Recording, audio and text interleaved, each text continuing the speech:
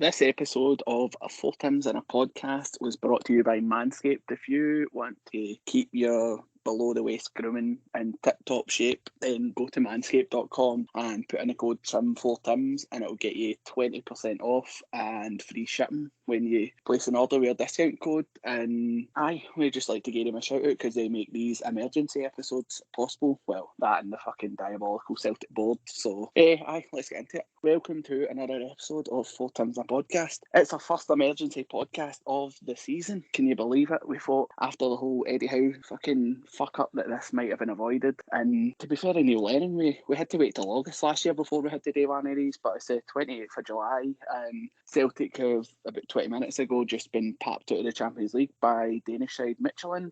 We took the lead. Piece of brilliance, individual brilliance from Callum McGregor saw us take the lead. And then we were playing all right. James Forrest has an absolute sitter at 1-0 to Celtic, and about 60 seconds later the ball's in the net and it's one each. And ever since that moment, I think everybody knew it was all over. The four A's are here tonight just to discuss it. So Tony, I know Danny's rant in the last episode got a lot of attention and a lot of credit, but usually when we have these emergency episodes, you're the one that we go to for a mad rant. So 28th of July, Celtic are out of their first competition of the season. How do you feel? Well, I'm not surprised. I'm not going to go on a big rant and say that I can't believe it, and this shouldn't be a surprise to anybody whatsoever. I mean, I genuinely thought we were going to be doing an episode like this last week. I thought that's when we would fuck it up. Obviously, we get the draw. I say as if we went out, I wouldn't blame the manager. I don't. I know people have been saying he could have made changes, but when he brought on Rogic and Ajeti, they done nothing. They couldn't do it, and he doesn't have the players at his disposal. The back line were exposed. That wasn't a surprise. Edward was a disgrace, I thought, the night. I thought he was terrible. I think on his day he's a great player, but it's not been his day for a long time, and I think it's obviously time we move him on. But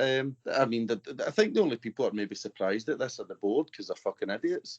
And Dermot Desmond. So no, I don't see how you can really rant and rave about the game itself. The board are a different thing altogether. I mean, I think we've thought that this has been coming, that a poor result would have come eventually due to the lack of reinforcements in the transfer window. But it's all relative to what we've been talking about for nearly 2 years now. We go on for Rodgers to Lennon, and then no sacking Lennon and keeping Lawwell, and these are the guys that have kind of ruined Celtic Football Club and taken us back a long way. Desmond and Lawwell more so than Lennon, as much as obviously Lennon played his part.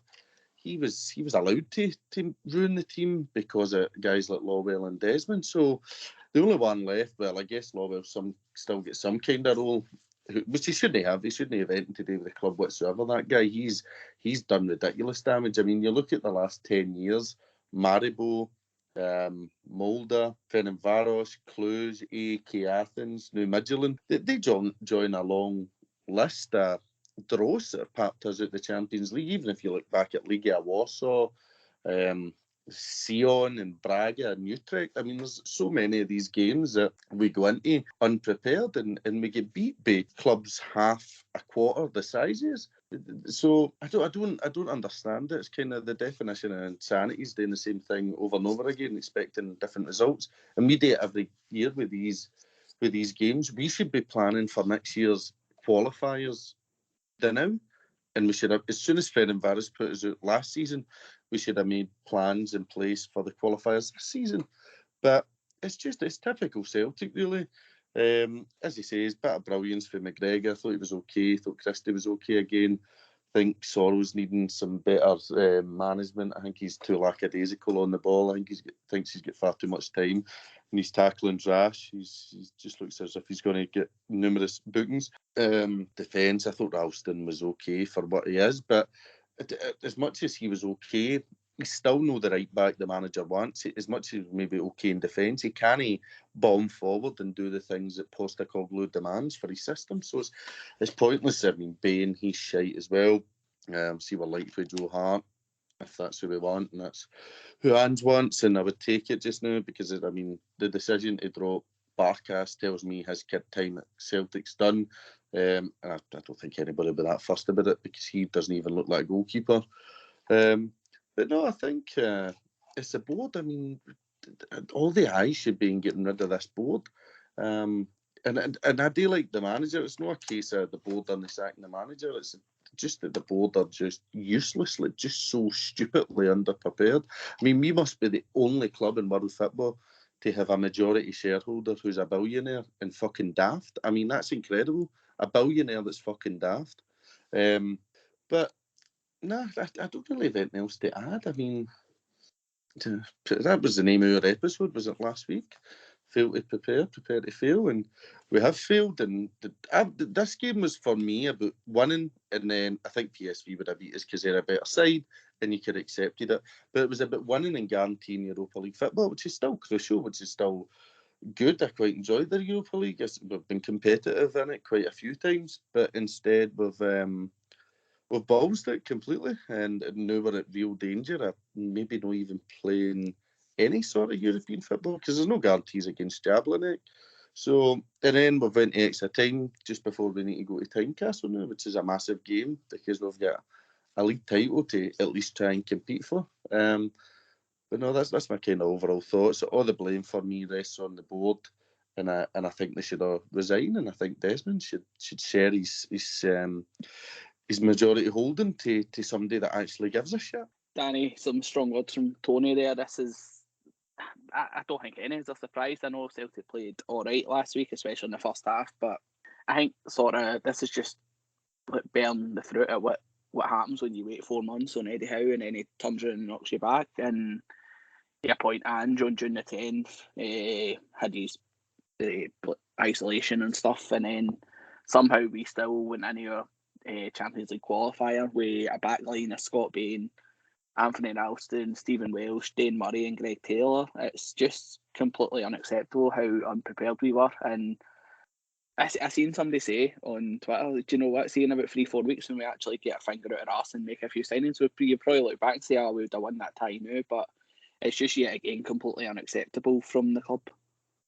Yeah, you're completely right, and I echo everything Tony said. I don't think the blame can lie with Postecoglou. I think it's firmly on the board. But when you say about Eddie Howe, I mean, the time we took to wait on Eddie Howe, if he would have took the job, he'd be in the exact same fucking position that we're in now. So with the time it was taking that, maybe he would have come in and brought 3 or 4 boys up for Bournemouth. But if you look at that squad, it needs more than 3 or 4 players with miles off it. Well, miles and miles off it. And the better team all the tie went out, but the better run club went through, and that speaks volumes for just how badly run Celtic are. And I text you at half time saying we were comfortable, maybe even a wee bit too comfortable in this game.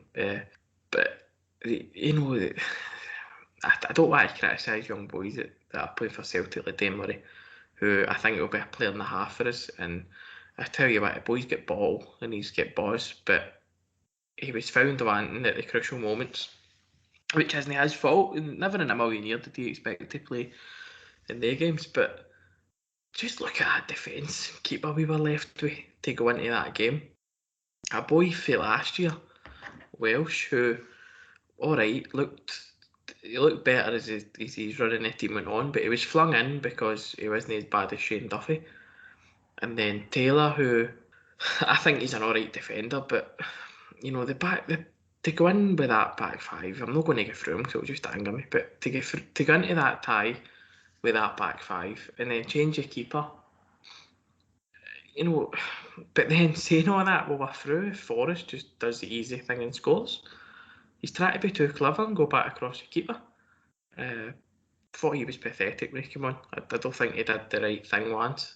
I don't think he made the right choice on the ball once. But that was a disaster that we walked straight into, and willingly walked straight into by the looks of things. And it's hard to find any crumb of comfort. You said there, or maybe in a couple of months when we get a team together, we'll look back and say we beat Midtyland. But we done that against Cluj 2 years ago, and look what it fucking got us put out against Copenhagen. It's very hard to be positive about Celtic now, because last week when we watched the game, I was buzzing in the group chat we used. I was like, this is brilliant. Look at what he's getting them today. I mean, if you listen back to last week, you'll just hear it's buzzing. And even though we predicted this very outcome, it's hard. I'd rather they get beat 3-0 than actually go out to that mediocre shower of shite that have put us out. I mean, that's a team full of oddballs, and they play Coldplay when they score.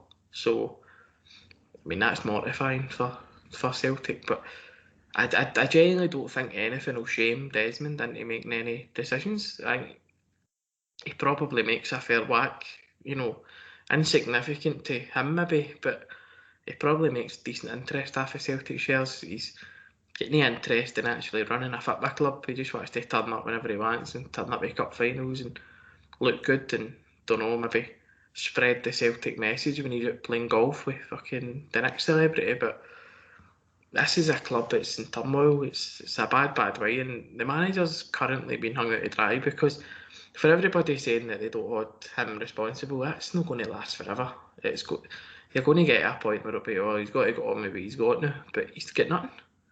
He's got absolutely nothing. What was he meant to do the night? Like, the subs? You're looking for a spark, you're looking for a bit of energy, and he brings Tom Rogic on. I'm sorry, he's been hung out to dry by an incompetent board. And I'll just get your first thoughts on the game as well. And just one thing I want to bring up, just what Danny finished on there. Do you think a few people have been having a go at Ange? And I know even when we were talking in a group chat, we were saying, oh, he needs to change it. But with that sort of Ange sort of making a point to the board that this is the shit that, as Danny said, he's been dealt the worst possible hand. And was he just proving that by how reluctant he was to go use bench tonight? Because the first 11 didn't look good enough. And I think the fact that it took so long for most of the players that did come off the bench to come off the bench sort of spoke volumes. What did you think, Andy? I think there's probably a massive factor. He looks at the bench and doesn't trust any of them to make a difference in the game. He looks at them and I said it to you, so I wonder if that is a statement. And there's obviously people going, oh, make subs. That's easy to say when you've got somebody in the bench who could impact the game. And he's not got it. He doesn't have the players at his disposal to do that. On the game itself, and very much the same.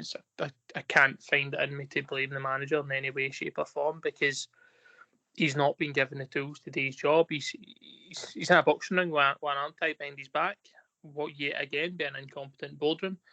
And it was just there was empty jerseys out of the team. It was just a bit of a shit show. Edward I don't fucking know what's happened to him. I just refuse. I refuse to believe he's even. It's just no interested. I've no idea. I do want to talk about Edward. It was just annoying me watching him. I don't know how somebody can look as if they're fucking lost about 15 yards a pace. Forrest could have put us through, but again, I find it even hard to be angry at him because that was probably like his fucking first touch of a ball, and God knows how long after stupid amount of time in an injury. It shouldn't have came down to if we scored this one chance. It shouldn't have came down to a wee daft fine margin like that. It's been a build up over a fucking long period of time, but it's the board. We were fucking. When did Lennon leave the club? February or something. All that time, what did we do? Listen, we were all happy. We all made a couple of quid off John Kennedy, all the rest of it. But that happened because we knew exactly what the board were going to do, and the answer is fucking nothing. The bare minimum, because they don't give a flying fuck. As long as they can sell their nice wee jerseys and fucking sell season tickets and rip the arse out every fucking cunt, us included, who'll pay it, they'll do it, and that's exactly what they've done. Tony listed them earlier. Fucking shite like Cluj, Maribor, Fenish Faros, and fucking Midtyland partners out. Like, if we went through the next round and we had a couple of bodies in and we played, I wouldn't have minded. Like, PSV, you'd have been disappointed to go out, but you look at them, we were a fucking really good side. That's a tie that could go either way. But getting put off shite like this, and it's not just a one-off, it's the same fucking shite all the time. And it's just lack of preparation, lack of having any form of ambition. And somebody mentioned the size of clubs earlier on, and I wouldn't even mind. Listen, sometimes clubs like that and clubs are who are slightly smaller will get a right good fucking team of players together, and they will. Do you know what I mean? They will go on good runs in Europe, and you go, sometimes you just need to hold your horns up. But they were fucking shite. They were absolutely dreadful, and they put us out, which is embarrassing. There's no other way to describe it other than just fucking downright embarrassing. That back five, the four defenders and the goalkeeper, is I never ever thought I'd see a Celtic team play a competitive game of football with a defence and a goalkeeper like that. It's by far and away the worst I've seen. The extra time shown was probably the worst half hour of Celtic football I might have ever been subject to in my life. It looked like players disinterested. It looked like players just not even professional football players. It was dreadful, utterly dreadful. But it just all stems from one place, and it's the Celtic boardroom. That's it. There's no other way around it. It's just a boardroom who refuse to take any action. They've had the fucking piss ripped out of them by Eddie Howe, just sitting telling him he's waiting his wee buddies coming up for down south, and then they're scrambling about last minute trying to get Ange in. He obviously has asked for fucking signings because he doesn't trust any of the diddies that he's been left with. Doesn't get any of them, and then he has to go into a fucking one of our most important games of the season, which we know every single year come up at the start of the season. The fucking diddies at the back. I don't understand it, and how people come out, and there will be people who'll defend it, and they'll be looking to blame the manager, and but it's just fucking bonkers. And we need to hold them to account. Like, it's the only way to do it. The fans need to make themselves known that it can't carry on anymore. Like, if you're really only that interested, Desmond, fucking get rid of your shares. As it was said, gear them to some cunt who gives a flying fuck. No, I think you've touched on a lot of good points. Like, as we said, we predicted this weeks ago, and we didn't want to be right with one. Like, you were sort of, it would have looked fantastic for Ange if he had been able to somehow get us through this tie and guarantee us some sort of European football. And do you know what? Danny's right. We were one poor decision away from actually going 2-0 up when James Forrest tries to be too fucking clever as usual. And then, like, it's just, I've never been a fan of James Forrest, but I thought he was terrible tonight. I'm just raging at everybody, like, because Ange's probably the only person that I'm not directing anger at, because Sutton called it out on Twitter. He's been dealt the worst hand in probably Celtic's managerial history. He's just been left to just try and create miracles with what he's got, and the back four, like, I know, see Jamie Stewart Alston was fucking competent tonight, but that's not the point. The fact that you're still getting in there with him, like, it's the equivalent of throwing money us in with gear on. You know what Alston does, geez, it's no his fault that he's fucking playing it right back. But the fact that we sold our 2 right backs in January and nobody at the club fought to replace them, like, and I know Ange was out saying that he didn't want to rush into the wrong signing, but that was unacceptable having that. And I actually thought we looked alright just until there was a cross played along the box and Bain absolutely flapped at it and it went through him. And it sort of, I think it just sort of reminded the defence that they didn't have a keeper they could trust. I know there's been a lot of talk about Joe Hart today, and we've even had a debate as well about who would take him, who wouldn't. But at this point, it doesn't matter if you're fucking Joe Hart, Brett the Hitman Hart, Miranda Hart, Kevin Hart. You've fucking got to be better than what we've got playing and goal for us now, because it's unacceptable. We need some sort of experienced keeper we can actually rely on, because it's, like, you know what, the worst thing about it is this team's actually probably a solid defence away from actually being capable of doing something. And we need to, do you know what, as much as we spoke about, would it be the worst thing if Edward just seen down his contract and then we just let him go on a free next year? But it's well past that point now. He looked absolutely terrible tonight. He just looked a yard off everything. And the fact that I couldn't believe he was on the pitch for as long as he was. I thought it was completely unacceptable. We knew we need to cash in for whatever we could get on him and let Ange fucking bring people in, because although Champions League's gone, as Wani said earlier, we've got a league that we need to at least compete in. We didn't compete last year, and he knew that game that we've been looking forward to for weeks against Hearts on a Saturday night at Tynecastle, that now looks like some massive task that we need to go there and win. Whereas that's Singway, that's a newly promoted team. You should be expecting to, like, go there and win comfortably. But now that looks like a tricky tie, and I know Tynecastle's always a tricky place to go, but in that current state, we should have been gone there fully prepared. I think the only difference might be Starfelt might be there, but it's still no good enough. I'm absolutely furious. And Tony, I know you went on about the board for quite a bit, but what went wrong on the pitch? I know Danny's obviously put up James Forrest and that, but where did it go wrong for us altogether? We can't defend for full games. We can't hang on to leads because our defence is inexperienced. The first goal, free header just outside the 6-yard box. See, the thing is with that header, see if you had a world-class keeper or a very good keeper like Foster, you might have a chance of saving it. Now, don't get me wrong, that goal was in no way Bain's fault, but I feel as though I never see any keepers making the saves Foster used to make. See ones where you go, fuck that you shouldn't, no right to save that.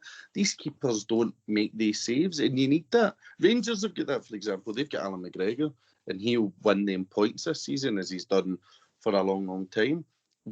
So that's where you start. The goalkeeper isn't exceptional, but he wasn't the main issue. His distribution was shocking, but Greg Taylor, I think, is piss poor. He's SPFL Kilmarnock standard. Murray and Welsh are okay. Again, I wouldn't want either one starting in the league for us. And Ralston, we've discussed. Thought Sorrell was quite poor, really clumsy and lackadaisical, as I says. I thought McGregor was good in spells. I thought Christie had a lot of good energy, but he didn't have much to work with. Edward, garbage. Abada, I thought, was okay. And then Forrest could have got a hat-trick and fucked it up. So I just think it's the defending for the second goal. I mean, that guy gets so many touches in just about a 6-yard box as well before putting it wherever he wants in the net. So, and then, as I say, there was nobody in the bench, and it all reverts back to the state of fucking, what do you call it? The board. I can just see you all flashing up as something come up for the manager you want to tell us about. Aye, so we're recording pretty soon after the game, and apparently Ange has come out and says that he doesn't feel that people at the club have understood how light the squad is. And do you know what? Ange has been great for his honesty, and that's exactly what he needs to say. And completely, like, you had a yes man there last season and the season before who wouldn't come out and say that and would just say, "Oh, well, it's been a great transfer market." But I don't know about you, Danny, but if that's what Ange's saying, which is what we'll like to believe, that's just exactly, he needs to take it to him and actually stick it to him. Plus, I've got money on Kennedy taking us at Tynecastle Saturday for you on. No, you're quite done a Frank Lampard there. No, you're quite right there. I just think I love Ange for his honesty. I love his honesty so far. It's great to see. Because, Lennon would have come out and said something about the board are great, treble, quadruple treble, 9 in a row, blah, blah. So it's good that he's honest about it. And do you know what? I thought his comments about Lee Griffiths on Saturday, not to get back into it before anybody starts, but I thought he put Griffiths out there to get booed. I thought he knew that reaction was coming. I thought that's what his comments were. And obviously his comments there, if that is what he said, then he's quite right, and he's telling the board. And to be honest, the guy probably feels a bit adapted anyway. Probably feels like he's been sold a dummy by the powers that be. He was smart enough to know that he wasn't Celtic's first choice, but he's probably sitting wherever he is now, on his way back to Glasgow, thinking, here, do you know, Eddie Howe might have a point here. Probably feels a bit of a dick, to be honest, the dummy that he's been sold by the Celtic board. And you can't blame him for what's been happening. And it's look at the way they did the Furiashi transfer. It was so quick, nobody knew anything about it. In fact, they probably still wouldn't have tweeted it, and if Vassell Kobe hadn't tweeted it out. But the guy needs players. He needs, we could not put a team out, and these are our biggest games of the season, and we could not put a competent team out over 2 games. It's a disgrace, and the guy has got every right. He's got every right to shoot his mouth off at anybody. He should come out and just have a fucking go at them. and maybe then they'll listen, because I've said it before, but what will shame this mob into actually doing something decent? I mean, it took an unmitigated disaster, which got even Neil Lennon only got to keep the job because he was going for a treble. They put his own ego and his CV over the needs of Celtic Football Club, and it's still costing us, to the day. And nobody there is fit. Mackay could maybe. He's only been there, but has he started yet? People come up, his start date changes every time something goes wrong at Celtic. But you could maybe give him a pass this year and say things better improve with him, but the rest of them should actually, if they didn't about them, they would resign and I'm not meaning fans. You don't want fans on. No, it's not like get fans in the board and fans take. No, just get people in that know what they're fucking doing for a start. That would be an improvement.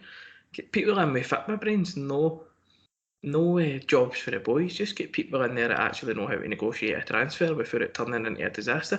Every time you see Celtic's name linked with Twitter, if it's that Fabrizio Romano guy or if it's journalists in other countries, they're always saying things like Celtic want A, B want 2.8 million for A, so Celtic have offered 1.5 million. It's the same all the time. They don't just go out and say, right, oh, do you want that? Right, that's the going rate. But we're good enough at fucking hodding out for big transfer fees for our players. It's a joke. But they should all go and just be replaced with people that don't have a bowling club mentality. Aye, completely. I think especially, I know everybody thought that when Lawwell announced that he was stepping down that would be it, but as was mentioned earlier in the episode, he started the fucking club, and people come out and say, oh, Peter's still here because he's part of this European Commission, he's part of this executive. But the fact is that for the vast majority of Desmond and Lawwell's time, especially Lawwell, we have regressed in Europe so far. We went through 2004 when we beat Barcelona in the UEFA Cup to we've never won a knockout tie since. So what is it helping Celtic, him being on these European committees? He's still at the club, he's still a toxic influence. I think he needs to get to fuck as well. That's yet another Champions League campaign that Celtic have absolutely no gave themselves a chance in. And look, the way the route we would have had, it was always going to be tough, but to go out in this manner is unacceptable. And Andy, where do we go in Europe now? I know we'll play Jablonec from the Czech Republic. The away leg will be next Thursday and the home leg the following Thursday. But I'm just reading the Moravchik67, who's always excellent for this type of information on Twitter. He says that it's not just a case of winning that time. You'll get in the Europa League group. We'll then go on Monday. We're going into a draw for the Europa League playoff where we'll play either AZ Alkmaar, Fenerbahce, Zoraya, Antwerp, Sturm Graz, or Randers. But that's going to be really tough. I don't know enough about the teams, but are they going to be much worse than what we came up against tonight? And Midtyland were a pretty average team who put us out in the end. As you said, the extra time shown was one of the most pitiful things I've ever seen. So there's every chance that one of these teams is going to put us out in that playoff as well. Andy, what do you think? I think where we go is we could quite possibly be, I don't know if somebody else has done it before, but quite possibly one of the first teams to ever get knocked out of Europe 3 times in a season. Because I think obviously Moravchik 67 also posted that we would get a seeded off for a Conference League playoff. And let's be honest, most teams will look at us and say, we can score against them. You can score goals against us. We went into that game and we knew we had to score more than one goal, and that's just never a place to be. In any football game, at 1-0, we all said the same. No, need another. Even 2, if that game was 2-0, I still probably wouldn't have felt confident at any point. But God knows, I genuinely, I don't know. You know what Celtic are like. They would have been holding out. If we qualified for that game and guaranteed Europa League football, it probably meant X, Y, and Z was coming in, or we would offer £5 more. I genuinely don't know, because I think all 8 teams look at us, look at our performances early 2 legs and say, do you know, they're there to be got at? Because let's be honest, they're Celtic, and when have they ever went and solved their problems in the transfer market when they need to? I genuinely can't remember the last time we went into a fucking... It's just not even the full team. It's always the fucking defence as well. Every single fucking year, it's like, right, we need X, Y, and Z for the defence. No, just doesn't get sorted. Don't replace players, and it just rings through. It's a worry because it's, you know, say like we won't spend money unless we've got some form of money coming in. It's all right. Andy Dermot's taking a hands-on approach this time. Well, I wish he'd take a hands-on approach and fucking fuck himself right out the door. But I just don't get. I just don't get it, because ultimately that's where we're at, Dan. Because we will not go out and speculate to accumulate. It does not happen. The board probably done their usual. And like somebody says earlier, if they were football men, they would have known fucking fine well. It was nothing but arrogance going into that game, thinking that squad was enough to get by them. Just sheer and utter arrogance, thinking that. Like I say, I hope Angie's comments are true. I really fucking do hope that is what he said. Hope, obviously, with the interview come out soon, hopefully while we're still on air in the next couple of minutes. But it's got to, because it's got to come for somebody like him in that position to call them out and call their bluff, because it's a fucking disgrace. There's no other word to describe it other than a fucking disgrace, and we really are in danger of getting popped right out of the Europa League as well. Come on you go. We've been put out of Europe 3 times before in one season. Ronnie Dyler managed that, but carry on. Aye, that was the infamous Legia thing, wasn't it? Aye, but no, I don't know. Like, I brought it up earlier, Tony. To quote last season's famous phrase, was that the last dance for Edward tonight? Will he be away? I know there's been a lot of talk linking him with Brighton. Is it finally time that he will get his move away from Celtic? I would think so, but again, I don't know what the hold-up is there. 20 million for a guy the last year his contract's good business. So I don't see why we would keep him.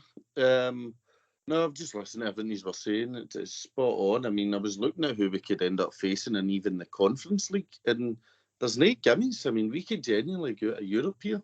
And that's the thing. I mean, I have to add, I thought Midtyland were fucking piss poor. I think they're a bad team. I think PSV would have been laughing whoever they got.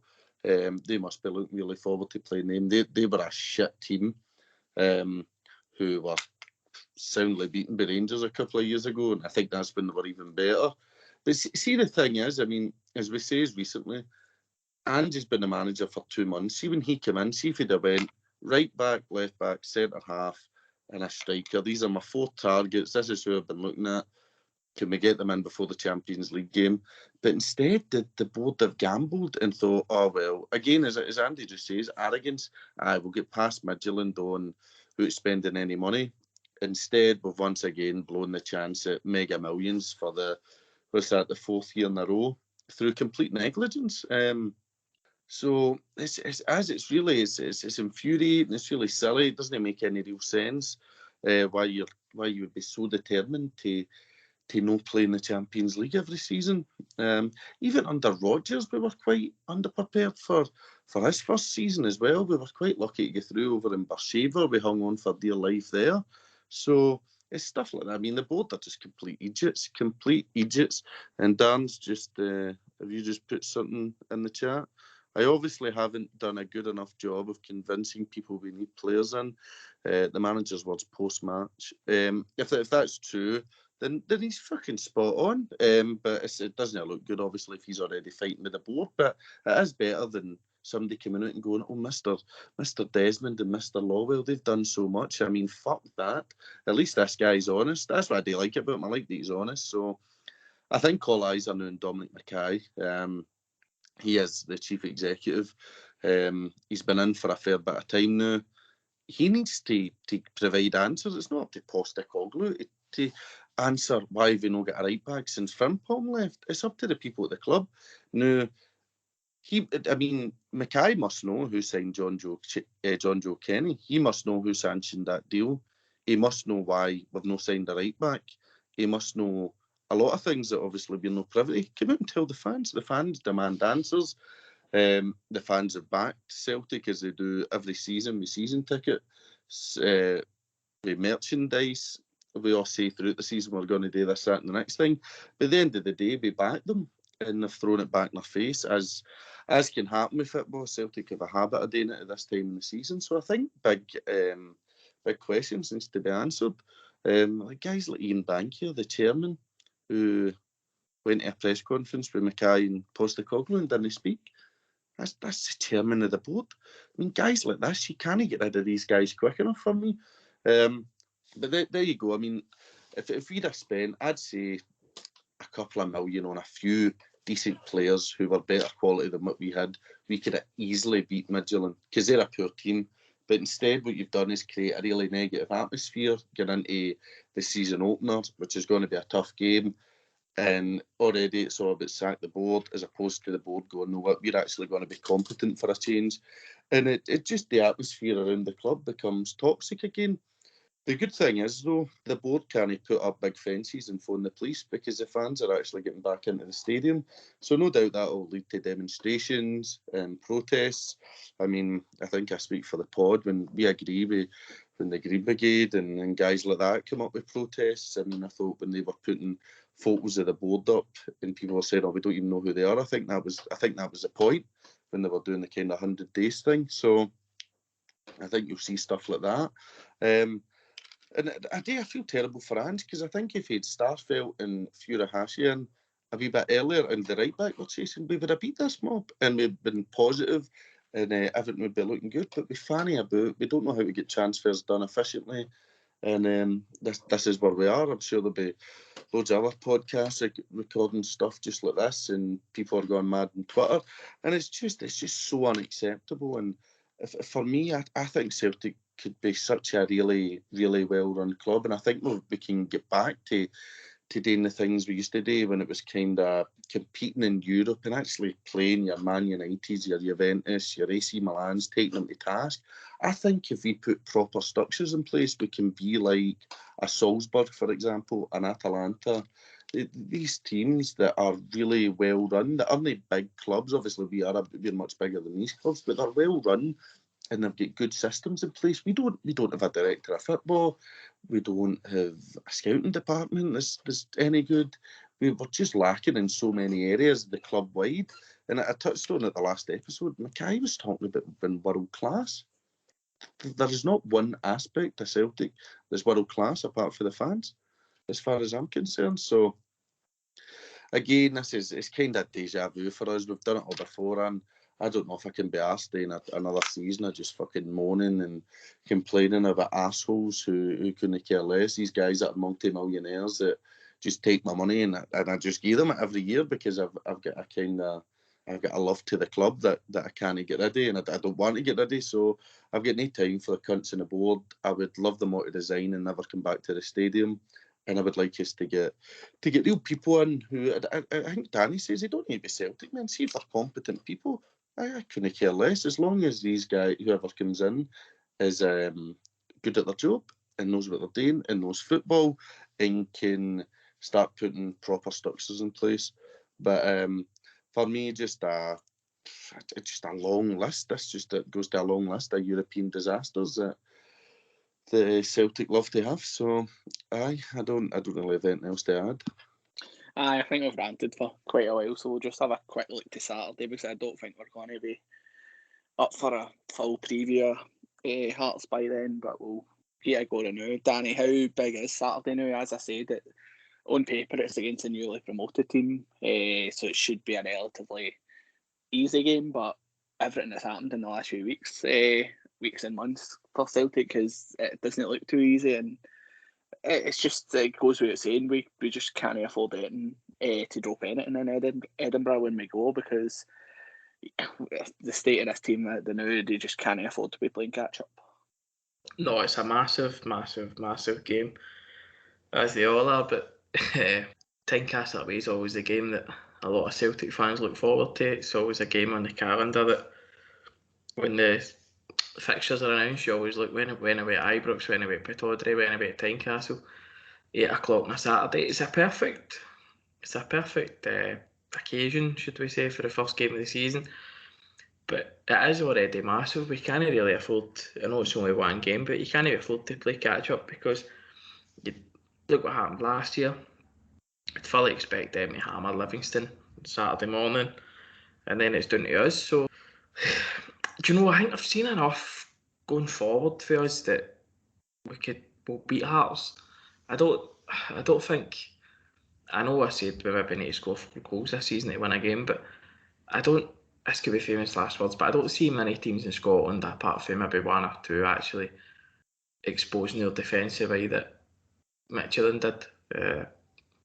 Hearts have got Liam Boyce, who, if he can be up for it, is a decent poacher, but he's not really great. He'll probably score now, but I think we'll beat Hearts, but the problems, need to get fixed before, because we're doing what we did last year, and you're starting to live game to game, where, we can't really get to a stage where, like, going to Ibrox at the end of August, we need to be level, at least. Or, because if they beat us and we need snookers, then you're living game by game again, whereas it's just fucking, it's a shite way to go through a season, and I'm not really up for doing it again. Aye, I mean, my one worry is, Andy, the fact that I know where Danny's coming from when he says that he doesn't think there's too many teams in Scotland that will take a number of goals off us, but my worry is that when we last played Hearts, we conceded 3 to them. Aye, alright, one of them was in extra time, but our defence that day was Christopher Ayer, Christopher Julian, Shane Duffy and Greg Taylor, so going into Saturday, Andy, our defence is undoubtedly probably going to be weaker than it was that day. I think it is. I don't really see how anybody can really disagree with it. Mixture of inexperience, just not being good enough to play for Celtic, and they 2 coupled together is not a fucking good combination. I don't know if I really agree with Danny saying he doesn't think. I mean, if you look at if that's your defence, obviously Starfelt's coming in, which I confess to no knowing too much about him. But I'd hope that he's not going to be any worse than either of the 2 centre halves that played tonight. And obviously Julian's still a couple of months away for what I gather. I can only assume your back line or your 2 centre halves then for until Julian's back fit, because I really don't see us signing another one, because we're Celtic, and that would be a fucking ludicrous thing to suggest, signing another centre half. But you would assume it's going to be Welsh and Starfelt playing. I've not really seen much links with many left backs. They are a hard time to come by, don't get me wrong, but again, don't even know if it's a priority for us. You can assume Greg Taylor's going to play, so maybe a different right back. But again, is that something that's going to fall through now that we're no guaranteed of Europe, so we could be a couple more games in with Ralston? And now you might have been all right tonight, but that's the thing, I'm hearing pass marks, but pass marks doesn't justify playing for Celtic and being the right back for Celtic. So one guy doesn't change that entire back line, and again, a goalkeeper. Is the Joe Hart deal? Are we going to pay the wages now for no guaranteed European football? All these things come into it, and I think regardless, there's going to be a sort of transition period. The players getting up to speed, players wanting to obviously learn on how the manager wants to play football. And I just think teams across the board in the league are going to look at us and think, there we got it. Like we can score against Celtic, no bother at all. Put pressure on us.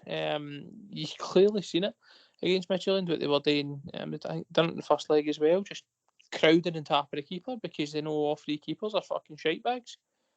And again, the defenders in front of him are much better. So it's, and I just see that happening across the board. So I mean, there's a lot of fucking hammer throws in Scottish football, and I can just already see a lot of players in that team shying away from it when the opposition show they're up for a fight.